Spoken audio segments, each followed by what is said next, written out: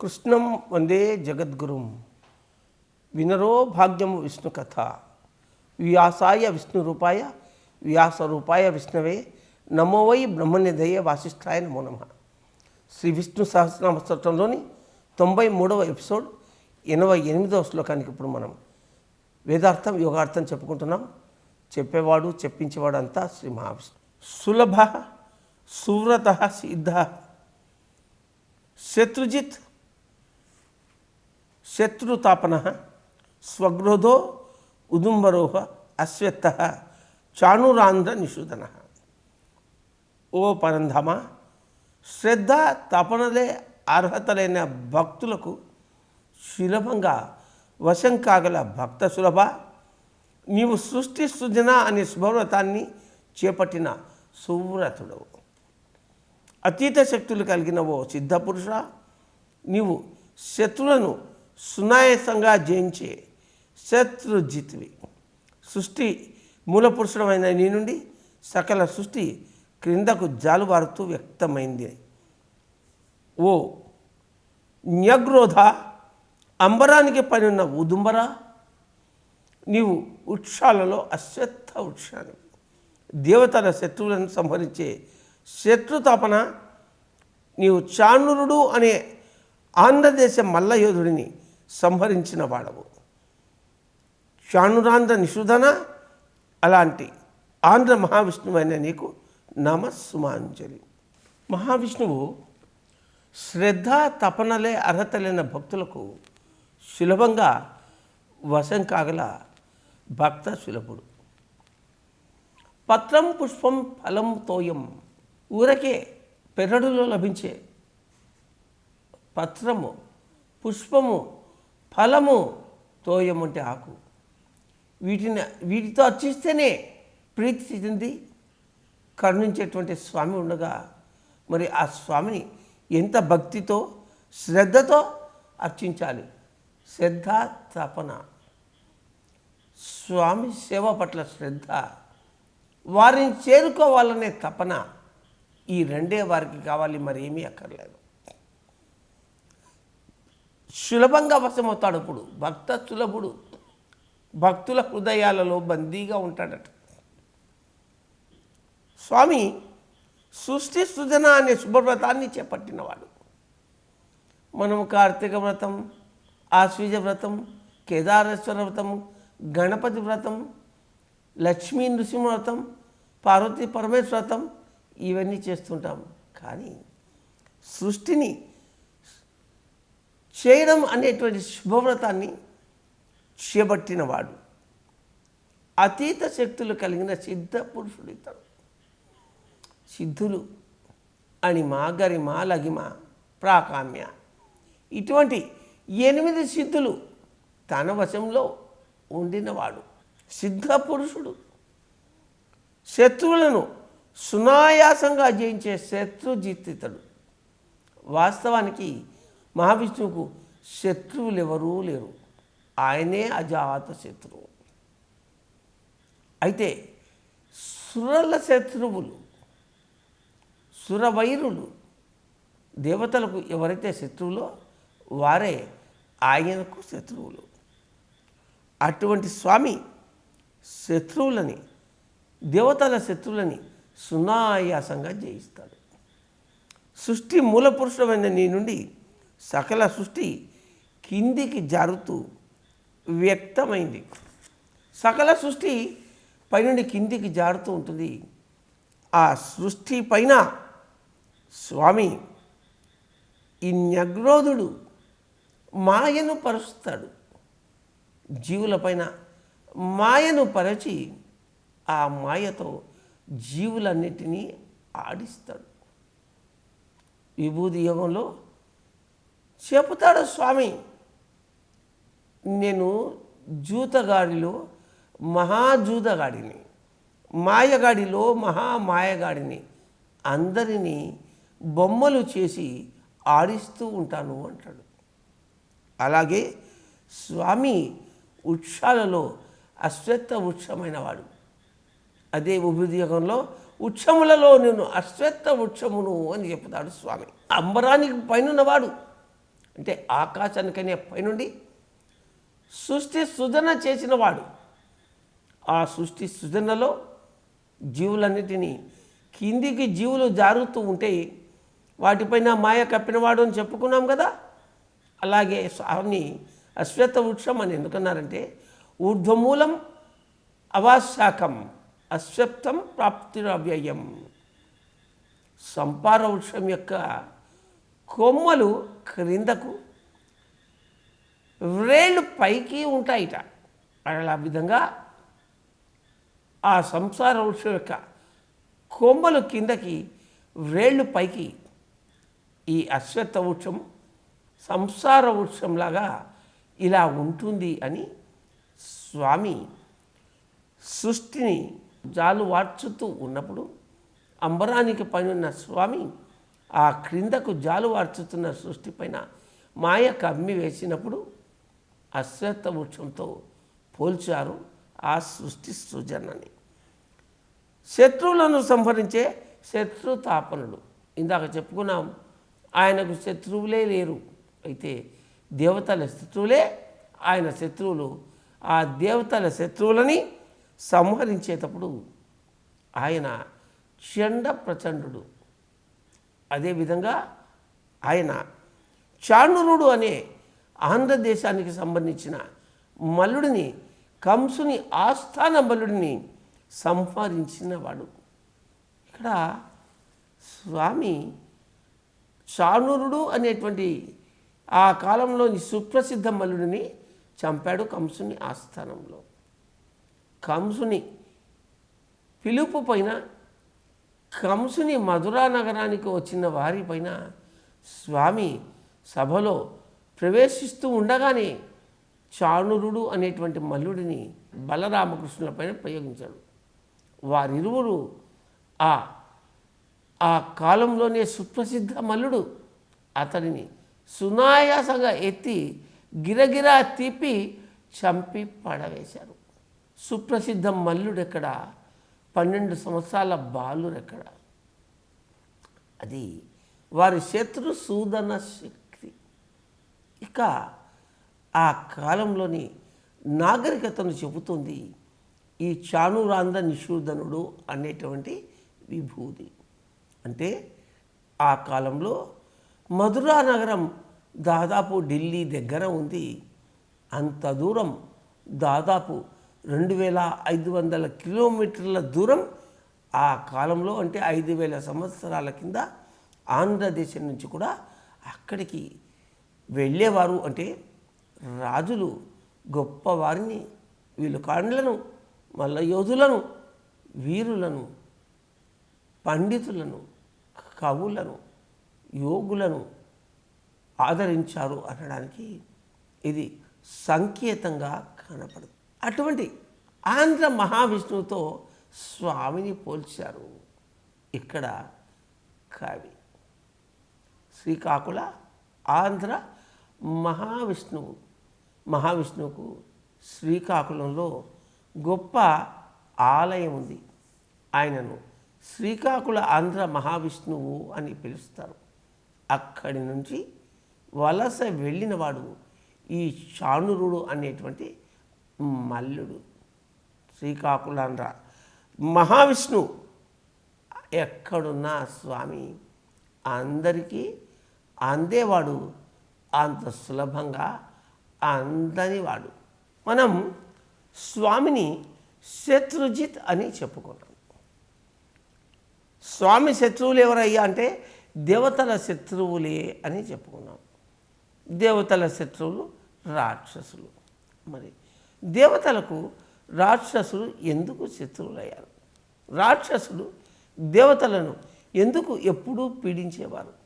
కారణం, ఈ దేవతలు సత్వ, శుద్ధ సత్వ నిర్గుణులు. రాక్షసులు తమోగుణ, రజోగుణ ప్రధానులు.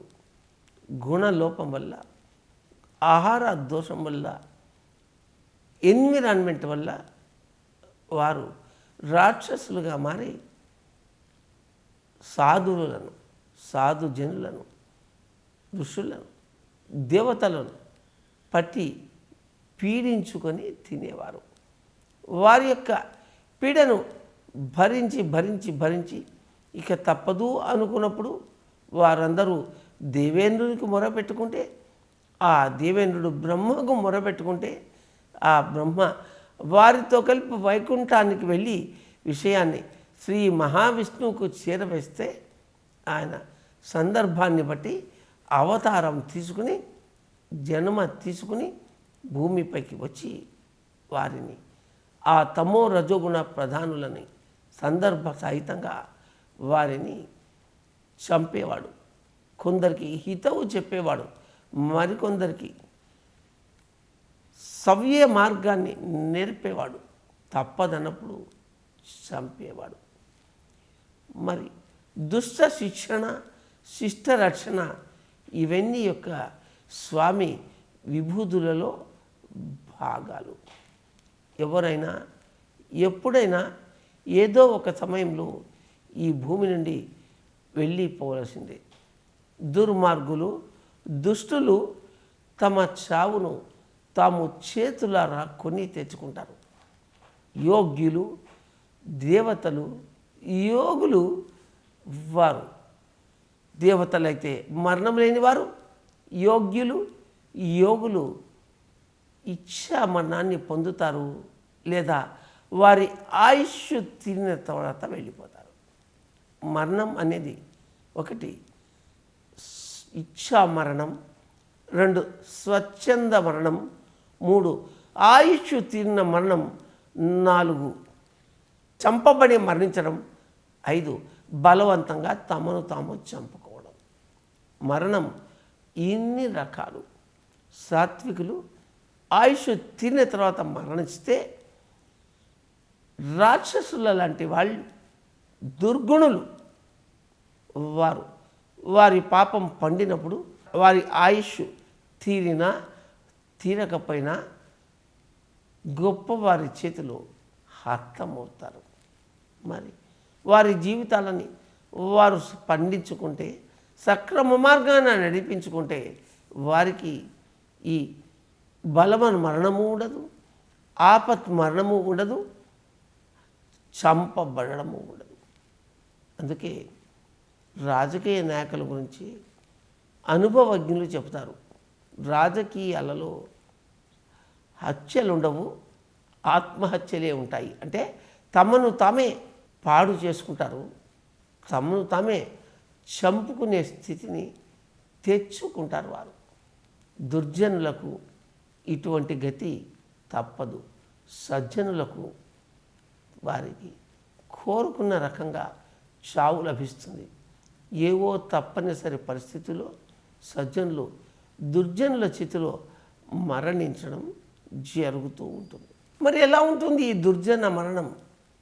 శ్రీకాకుళంలో ఆంధ్ర మహావిష్ణువు సేవలో ఉన్నటువంటి ఈ శానురుడు అనేటువంటి మల్లుడు రాజాశ్రయాన్ని కోరి ఢిల్లీ చేరి, అక్కడి నుంచి మధురా నగరం చేరి కంసుడి ఆస్థానంలో మల్లుడిగా చేరడం, ఆ కంసుడి యొక్క రజోతమ గుణాలను వంట పట్టించుకోవడం, కృష్ణ బలరాములపైకి మల్ల యుద్ధానికి రావడం, వారి చేతిలో హతమరణం.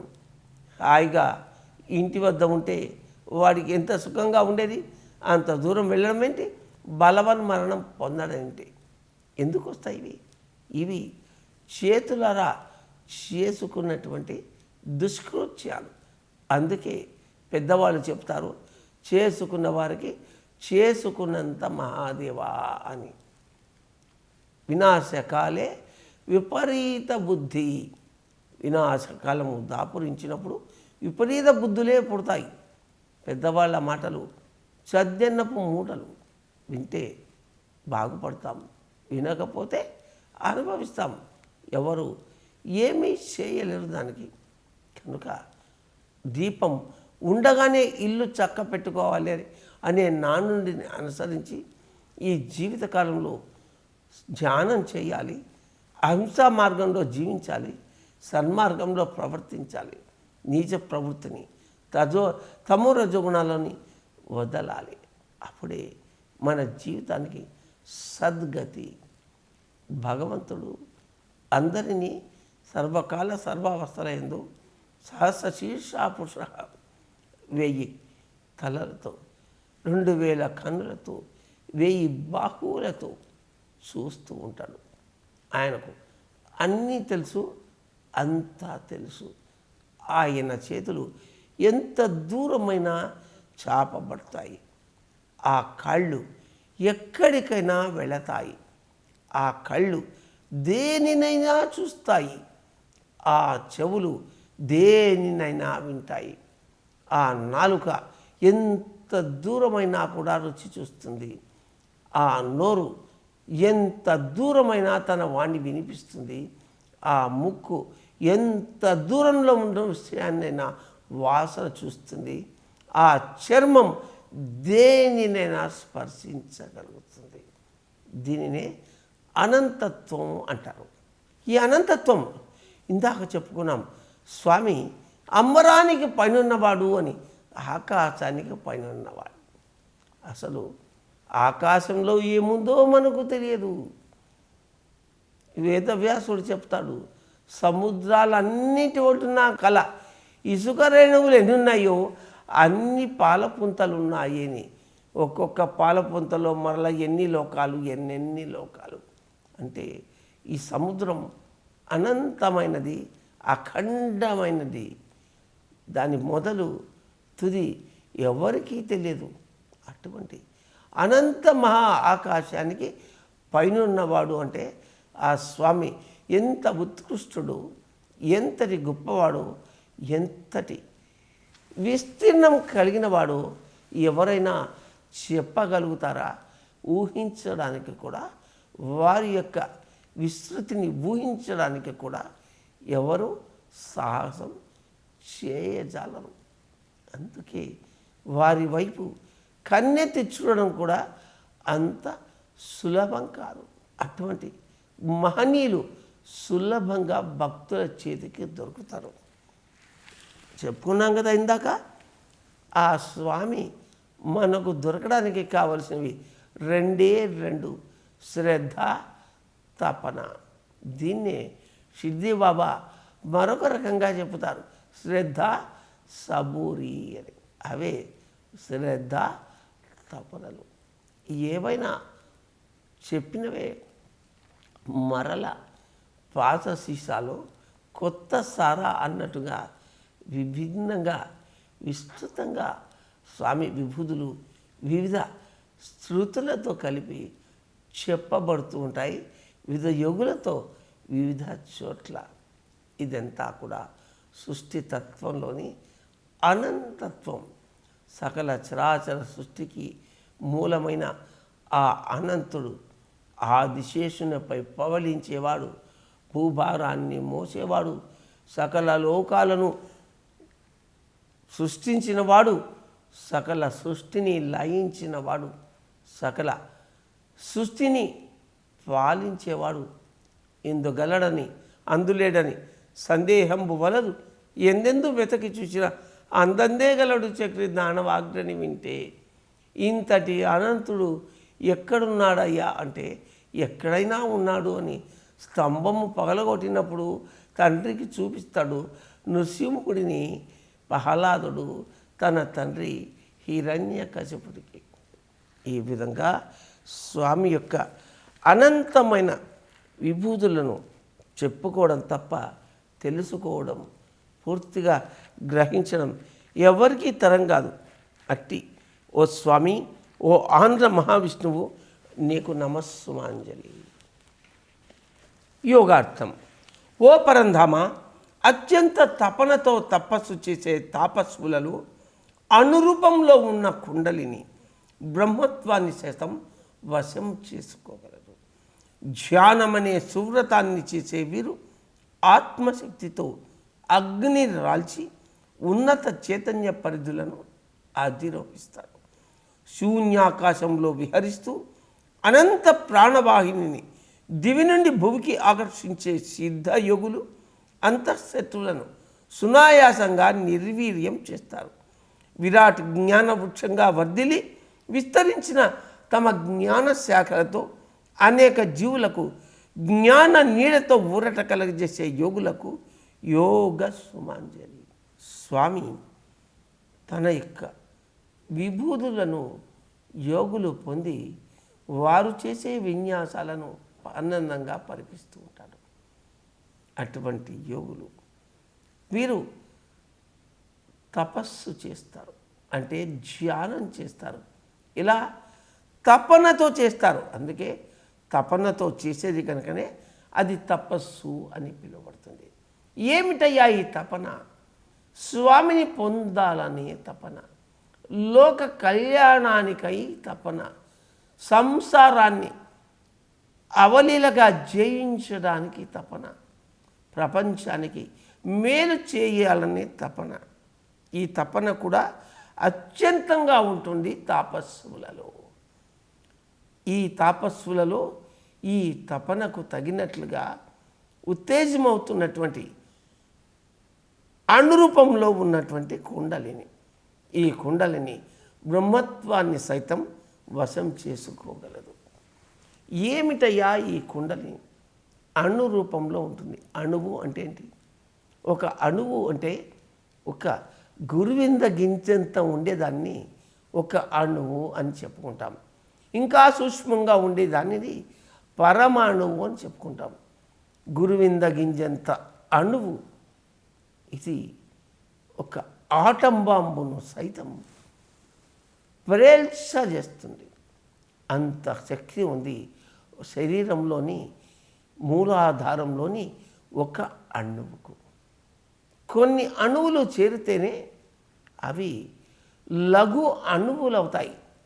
కొన్ని లఘు అణువులు అయితేనే అది ఒక పెద్ద గోళంగా మారుతుంది, ఒక భూమిగా, ఒక సృష్టిగా మారుతుంది. ఒక అణువు ఒక సృష్టి తత్వాన్ని సంతరించుకుంది అంటే అది ఎంత గొప్పదో తెలుసుకోవాలి. ఒక ఏనుగు సంతానాన్ని పొందుతుంది, ఒక చీమ సంతానాన్ని పొందుతుంది. అయితే ఏనుగుకు ఎంత బలముందో చీమకు అంత పట్టుదల ఉంది. చీమలను చూడండి, అవి ఆహారాన్ని జత చేసుకోవడానికి ఎంత శ్రమిస్తాయో. ఎవరైనా తమను త్రొక్కితే చనిపోతాం అనే భయం వాటికి ఉండదు, నలిగిపోతాం అనే భయం వాటికి ఉండదు. ఎవరైనా చెల్లా చెదురు చేస్తే మళ్ళీ అవి కలుసుకుంటాయి, అవి కలిసి తిరుగుతాయి. ఒక చీమ ఒక బియ్యపు గింజని మోసుకొని వెళ్ళి పుట్టలో దాచుకుంటుంది. అంత చిన్న చీమ అంత బియ్యపు గింజను ఎలా మోసుకెళ్తుంది, దాని బ్యాలెన్స్ ఎంత ఉంది కూడా ఎవరికి కూడా అర్థం కాదు. అలాగే మన కుండలినిలోని ఒక అణురూపంలో ఉన్నటువంటి ఈ కుండలిని బ్రహ్మత్వాన్ని సైతం వశం చేసుకోగలదు. ఏంటిది? ఇలా సాధ్యమే. మూలాధారంలో చుట్టుకుని నిద్రిస్తున్నటువంటి ఈ కుండలిని శక్తి మూలంలో ఒక అణువు మాత్రమే ఉంటుంది. అది సహస్రారానికి చేరేసరికి ఒక బ్రహ్మాండం అవుతుంది.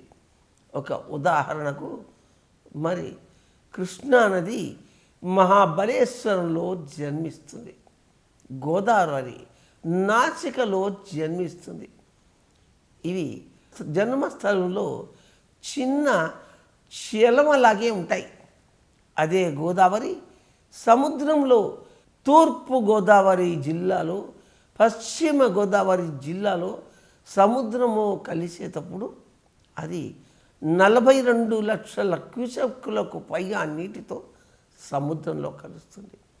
ప్రతి సంవత్సరం దాదాపు 500 టీఎంసీల నీరు గోదావరి నుండి వెళ్ళి సముద్రంలో కలుస్తుంది అంటే అతిశయోక్తి కాదు. ఎక్కటి చిన్న చలమ నాసికలో ఎక్కటి 500 లక్షల క్యూసెక్కుల నీటి ప్రవాహం ఎలా సాధ్యమైంది? ఇది ఎలాగైతే గోదావరి అంత ఉద్ధృతమైనటువంటి స్థాయిని సంతరించుకుందో, మానవ శరీరంలోని కుండలిని శక్తి కూడా చీమలాగా మొదలై ఈ ఏనుగులాగా విశ్వరూపాన్ని ధరిస్తుంది. ఒక చీమ ఒక బియ్యపు గింజను ధరించినట్లుగా ఒక మనిషి తాను 60 కేజీలు ఉంటే కూడా 120 కిలోల బరువు ఎత్తగలడు. 300 కిలోల బరువును కూడా పైకెత్తేటువంటి బలాఢ్యులు ఉన్నారు. వేదార్థంలో చెప్పుకున్నాం. శ్రీకాకుళం నుంచి బయలుదేరి మధురా నగరం వెళ్ళినటువంటి ఆంధ్ర మల్లుడు శార్నూరుడు మరి గోవర్ధనగిరిని చిటికెన వేలతో ఎత్తినటువంటి శ్రీకృష్ణ బలరాములను అవలీలగా పైకి ఎత్తడానికి సాహసించాడు. అంటే మరి అతడు ఎంత బలాఢ్యుడు, ఎంత ధైర్యవంతుడో మనం గుర్తు చేసుకోవాలి. అణుశక్తికి అనంతమైన శక్తి ఉన్నప్పుడు, మన కుండలిని అమోఘమైనప్పుడు, ఆ కుండలిని కలిగి ఉన్నటువంటి ఒక ఆత్మస్వరూపం, ఒక అంశాత్మ, ఒక మనిషి ఎంత గొప్పవాడు, ఎంత మోయగలడో, ఎంత భారమైన దానిని తాను చేపట్టగలడు ఊహిస్తే అవురా అనిపిస్తుంది. ధ్యానం అనే సువ్రతాన్ని చేసే వీరు అంత గొప్ప సువ్రతాన్ని చేపట్టగలుగుతారు. కనుకనే ఒక బ్రహ్మాండాన్ని కూడా బద్దలు చేయగలరు యోగులు. బ్రహ్మాండాన్ని కూడా బద్దలు చేయగలరు. ఆత్మశక్తితో అగ్నిని దాల్చగలరు, అవరోధించగలరు. ఉన్నత చైతన్య పరిధులను అవరోధించగలరు. అగ్నిని రాల్చగల శక్తి. శ్రీపాద శ్రీవల్లభుల మాతామహులు బాపనార్యుల వారు, శ్రీపాద శ్రీవల్లభుల తండ్రి శ్రీధర రాజశర్మ గారు అగ్నిని రాల్చగలరు. వారు అగ్నిహోత్రాన్ని వెలిగిస్తున్నప్పుడు మంత్రాన్ని చదివేవారు. వెంటనే ఆ అగ్నిహోత్రం వెలిగేది. అంతే తప్ప వారెప్పుడు చెకుముకి రాయిని కానీ, అగ్గిపెట్టెను కానీ, మరొక నిప్పుడబ్బను కానీ వాడిన దృశ్యాంతాలు లేవు. కేవలం మంత్రజపంతో అగ్నిని రాల్చేవారు. ఉన్నత చైతన్య పరిధులను అధిరోహించగలరు ఇటువంటి మహానుభావులు. అలా ఉన్నత చైతన్య పరిధులను అధిరోహించగలరు కనుకనే ఆ బాపనార్యుల వారు మహాసూర్యమండలం నుంచి, అంటే సూర్యనారాయణుడు, మన యొక్క సూర్యునికి పైన మధ్య సూర్యుడు ఉంటారు.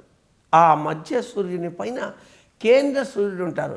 వీరినే central sun, great central sun అని పిలుస్తారు. ఆ సెంట్రల్ సన్నే మనం సూర్యనారాయణుడు అంటాం. ఆయనే మహావిష్ణువు. అందుకే 12 ఆదిత్యులలో సూర్యుడను నేను అంటాడు శ్రీకృష్ణ భగవానుడు విభూది యోగంలో. ఆ విధంగా మహానుభావులు అగ్నిని రాల్చి ఉన్నత చైతన్య పరిధులను అధిరోహించగలరు. ఆ విధంగానే బాపనార్యుల వారు ఉన్నత చైతన్య పరిధుల నుంచి, సూర్యమండలాన్ని నుంచి కళలను ఆకర్షించి శ్రీశైలం జ్యోతిర్లింగములోనూ, మరి ఇతర 11 జ్యోతిర్లింగాలలోనూ, మరెన్నో గొప్ప శివలింగాల్లోనూ ఏకకాలంలో ప్రతిష్ఠించారు. అంటే మన ఋషుల యొక్క ఆత్మశక్తి ఎంత గొప్పదో ఊహించుకోవచ్చు.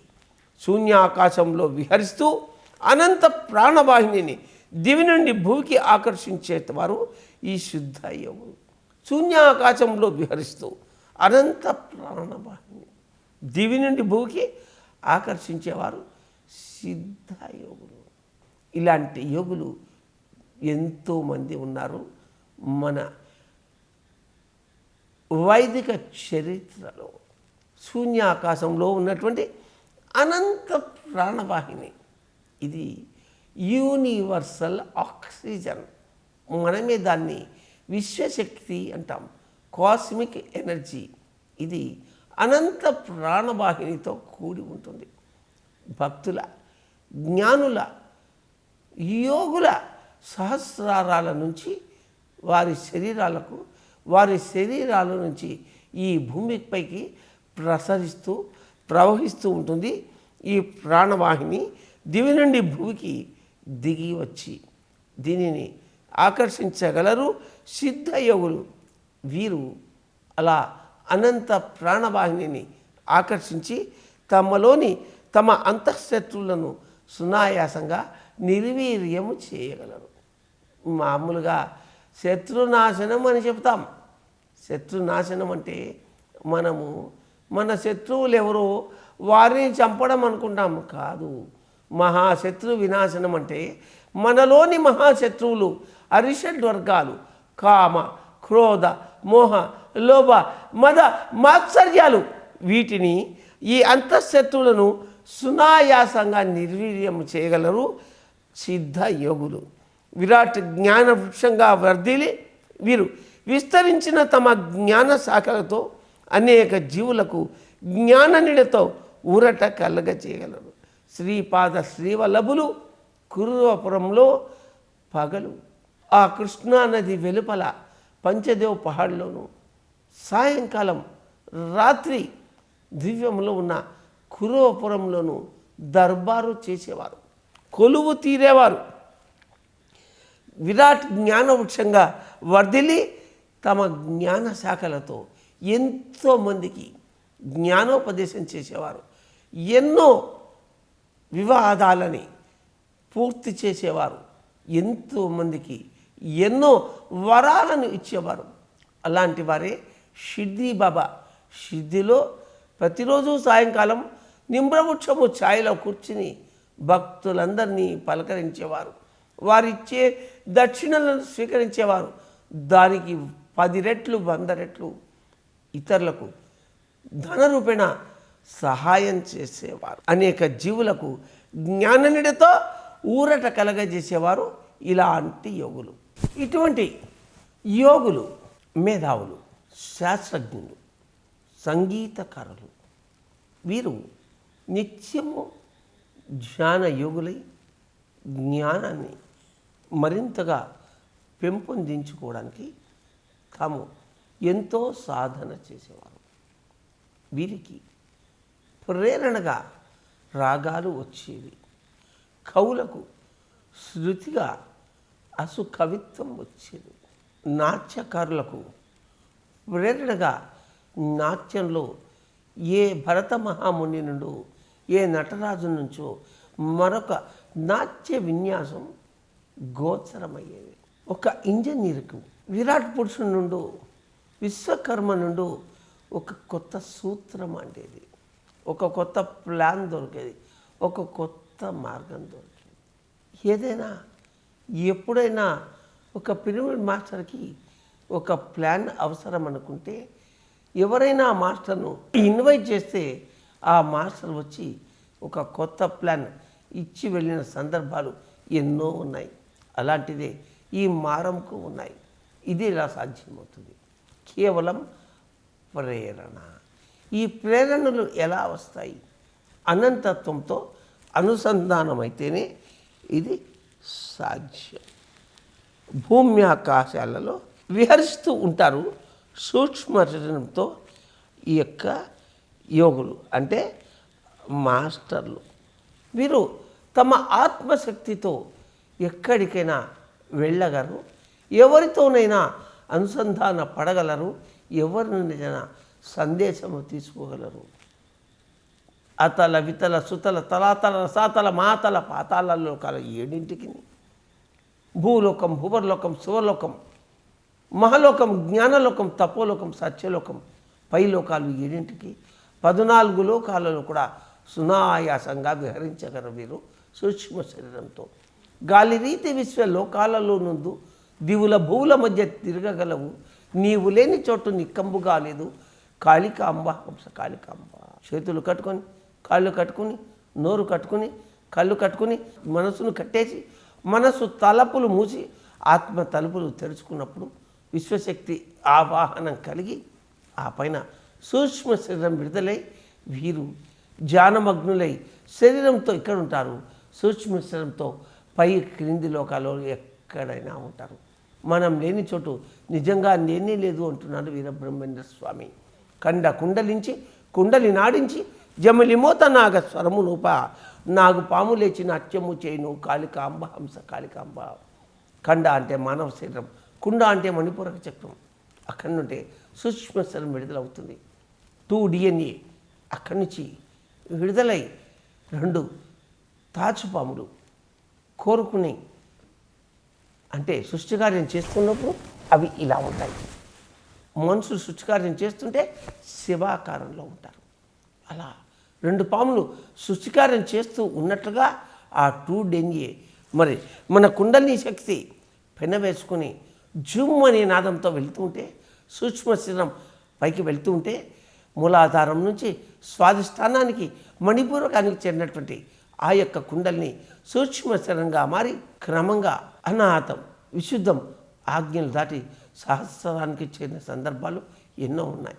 ఎంతోమంది మాస్టర్స్ ఇదంతా కూడా అనుభవిక వైద్యంగా పొందినవారు. అలా ఉన్నప్పుడు కండ కుండలించి కుండలి నాడించి జమలి మోత నాగ స్వరమునుప నాగు పాము లేచి నాట్యము చేయను కాళికాంబ హంస కాళికాంబ. ఇందాక చెప్పుకున్నాం ఈ కుండలి అన్ని రూపంలో ఉండి బ్రహ్మాండాన్ని సంతరించుకుంది, బ్రహ్మత్వాన్ని కూడా వశం చేసుకోగల స్థాయిని కలిగి ఉంటుంది. ఇదంతా ఇలా సాధ్యమవుతుంది తపనతో చేసే జ్ఞాన తపస్సు వల్ల. ఇది యోగులకు మాత్రమే సాధ్యం. అందుకే ఎంతోమంది గొప్పవారు గొప్ప ప్రేరణలు పొందే సందర్భాలు ఎన్నెన్నో. యోగులు ఆత్మశక్తితో అగ్నిని రాల్చగలరు. అగ్ని అంటే ఇక్కడ ఫైర్ అని కాదు, అగ్ని అంటే తేజము, శక్తి, ఎనర్జీ. ఒక అరణితో అగ్నిని రగిలించినట్లుగా మన శరీరంలోని కుండలిని అనే అగ్నిని యోగులు రగిలించగలరు. ఈ అగ్ని బాహ్య అగ్ని అన్నిటినీ భస్మం చేస్తుంటే మన లోపలి అగ్ని దాన్ని విభూది చేస్తుంది. విభూది అంటే భస్మం. జ్ఞానాగ్ని దగ్ధ కర్మాణం. జ్ఞానము అనే అగ్నితో కర్మలన్నీ దగ్ధము చేయవయ్యా. దగ్ధం అంటే అగ్నిపాలు చేయడం, అంటే కర్మలు దగ్ధం చేయడం, అగ్నిపాలు చేయడానికన్నా కర్మలు అంటే వస్తువుల. ఇది ఆధ్యాత్మిక పరిభాష. యోగులు ఆత్మశక్తితో అగ్నిని రాల్చగలరు అంటే దుష్కర్మలను ఆత్మశక్తితో దహించి వేయగలరు అని ఇక్కడ అర్థం. ప్రతి మాటకి భౌతిక పరిభాష, జ్ఞాన పరిభాష, ఆత్మజ్ఞాన పరిభాష, బ్రహ్మ పరిభాష, అనంత పరిభాష అని ఉంటాయి. భిన్నత్వం నుంచి ఏకత్వానికి, ఏకత్వం నుంచి అనంతత్వానికి మనం మనని అనుసంధానం చేసుకున్నప్పుడు duality to individuality, individuality to infinity అనే స్థాయిని మనం చేరుకున్నప్పుడు మనకు మనం ఒక బ్రహ్మాండంగా మలుచుకోగలం. అందుకే మానవుడే మహనీయుడు, శక్తిపరుడు యుక్తిపరుడు, మానవుడే మాననీయుడు. అర్జునుడు బాణపు రజ్జు వేస్తే బాల్యంలోనే ఆ బాణపు రజ్జును అర్జునుడు వేయడం ఏంటి, ఆ రజ్జు ఎక్కి భీముడు స్వర్గలోకం వరకు వెళ్ళడం ఏంటిది? భీముడు అప్పుడే 12 సంవత్సరాల వయసులోనే 1000 ఏనుగుల బలం కలిగిన వాడు. చిన్నప్పుడు 3 నెలల లోపలనే కుంతీదేవి పొర్రపాటున భీముని జార విడిచినప్పుడు, లేదా ఆ భీముడు ఉబలాటంతో తల్లి ఒడి నుండి జారినప్పుడు కింద ఒక కఠిన శిలపైన పడ్డాడట. ఆ తల్లి నివరపోయి తన కొడుకుకు ఎంత పెద్ద దెబ్బ తగిలిందో అనుకుందట. కనీసం అతని శరీరం కందిపోనైనా పొనలేదు. ఆ కఠిన పాషాణ శిల 1000 వృక్కలైందట. అర్జునుని యోగశక్తితో అతడు బాణపు రజ్జువును వేస్తే భీముడు తన యొక్క భీమశక్తితో స్వర్గానికి వెళ్ళాడు. ఇది ఏ విధంగా సాధ్యం అంటే, ఇది అణువంత కుండలిని బ్రహ్మాండం చేయగలిగినప్పుడే సాధ్యం. అందుకే ఇది యోగులకే సాధ్యం. యోగులకు ఏది అసాధ్యం కాదు. సతీ సుమతి సూర్యుడి గమనాన్ని ఆపగలిగింది. సూర్యుడా నువ్వు ఉదయించకుండుగా కానీ ఆజ్ఞాపిస్తే సూర్యుడు ఆగిపోయితే పంచభూతాలు గజగజ వణికాయిట. అప్పుడు అనసూయాదేవి జోక్యం చేసుకున్నప్పుడు ఆ సతీ సుమతి స్వాంతనురాలై మరల సూర్యుని ఉదయించమని కోరిందిట. యోగుల వాక్కుకు అంత శక్తి ఉంటుంది. ఆ వాక్కుకు అంత శక్తి వచ్చేలా వచ్చింది. జ్ఞాన తపో బలం వల్ల అంత శక్తి ఎలా వచ్చింది? అగ్ని అంటే తేజాన్ని రగిల్చడం వల్ల. ఇదంతా కూడా ఆధ్యాత్మిక పరిభాష. దిగిననే కదా లోతు తెలియను అంటారు. ఇటువంటి మహనీయులైనటువంటి యోగులకు యోగ సుమాంజలి.